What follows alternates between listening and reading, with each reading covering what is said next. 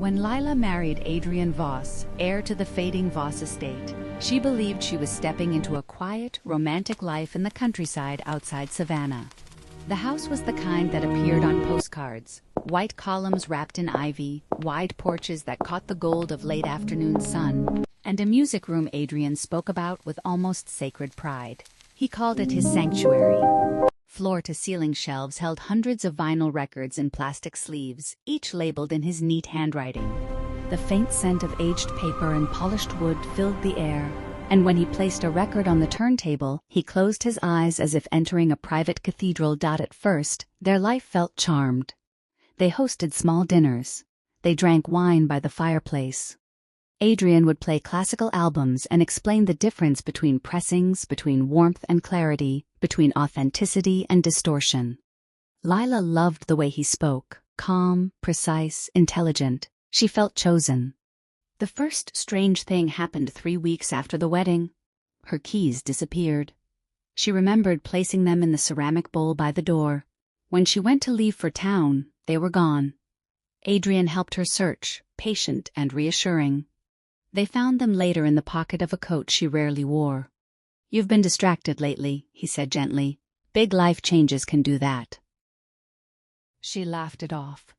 Then her journal vanished. It reappeared 2 days later on her bedside table, though she was certain she had left it in the kitchen. Several pages were torn out. Adrian suggested she must have removed them herself during one of her moods. He said it without accusation, only concern. The tone was what unsettled her most. "You don't remember?" he asked softly. She began second-guessing her own memory. The house itself seemed to breathe at night. Pipes knocked faintly. Floorboards shifted. Once, while brushing her teeth, she could have sworn she smelled her own perfume drifting from the hallway, though she hadn't worn it that day. When she mentioned it, Adrian smiled.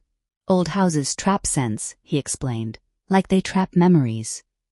The whispers began a week later. At first, she thought it was the wind through the shutters, but the sound was rhythmic, almost patterned. A low murmur behind the walls of the music room. When she pressed her ear to the plaster, she could nearly make out syllables. Not quite words, just tones rising and falling. Adrian insisted it was plumbing again. "You're focusing on it," he said. "The more you listen, the more your mind fills in gaps." That phrase lingered with her, fills in gaps.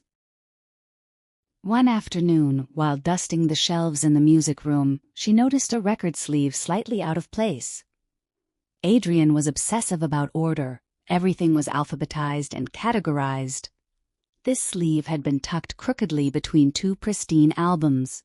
She pulled it out. Across the front, in black marker, were 4 words: "Stop trusting him." The handwriting looked like hers. Her stomach dropped. She had no memory of writing it. She confronted Adrian carefully, trying not to sound accusatory. He studied the sleeve, then her face. "Lila," he said slowly, "this is your handwriting." She felt heat crawl up her neck. It did look like hers. The slant of the letters. The uneven spacing when she wrote in a rush. "Why would I write that?" she whispered. He stepped closer, lowering his voice as if afraid someone might overhear. "You've been under stress. Sometimes people externalize fears. It doesn't mean they're real." That night, he suggested she see a specialist. "Just to talk," he assured her, "for peace of mind."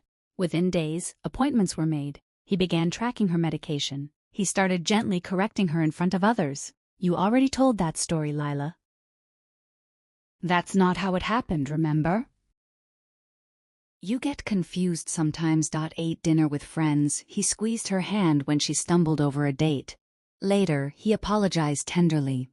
"I'm protecting you," he said.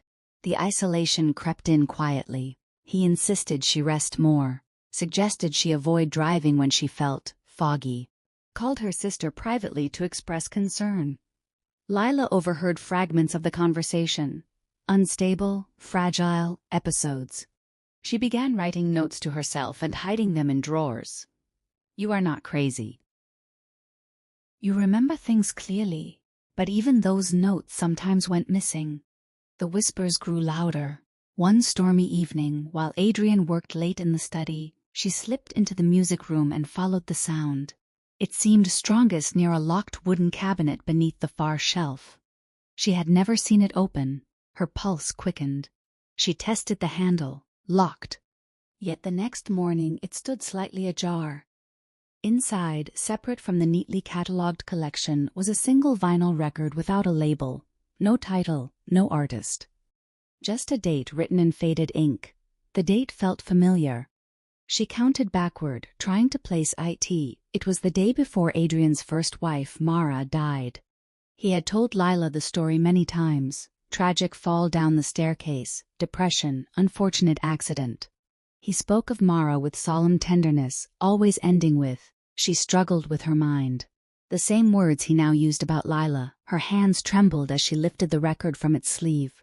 It felt heavier than the others, as if it carried more than music in its grooves. She imagined placing it on the turntable, imagined the needle dropping, imagined truth rising from static. Footsteps echoed down the hallway. She slid the record back into place and shut the cabinet just as Adrian entered the room. He studied her face carefully. "You look pale," he said.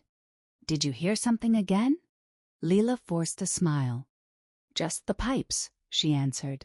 But as she walked past him, she noticed something new in his expression. Not concern, calculation. And somewhere deep in the walls, beneath the hum of the house, the whispering continued. Adrian left for a weekend business trip in New York City, kissing Lila's forehead before dawn and reminding her to take her medication. The moment his car disappeared down the long gravel drive, the house felt different, less watchful, though not less tense. Silence stretched wide and unfamiliar. Lila stood in the foyer for several minutes, keys clutched tightly in her hand, listening to the ticking grandfather clock. Then she walked, slowly and deliberately, toward the music room. The locked cabinet was no longer locked. She hesitated only once before lifting the unmarked vinyl from its sleeve. The date stared up at her again. The day before Mara died. Her heart pounded so loudly she feared it might drown out whatever waited inside the grooves. She placed the record onto the turntable. The familiar machine, Adrian's prized modified Technics SL-1200, clicked softly as it began to spin. She lowered the needle. Static filled the room. For a moment she feared it was blank, that her imagination had woven everything from coincidence and anxiety. Then a voice emerged, Adrian's voice, calm, controlled, closer than it had ever sounded before. "I told you no one would believe you, Mara." The words struck like ice water. There was movement in the background, shuffling, a sharp intake of breath. A woman's voice, strained and frightened, responding in fragments she couldn't fully make out. The audio warped slightly, as if the room itself had bent under pressure.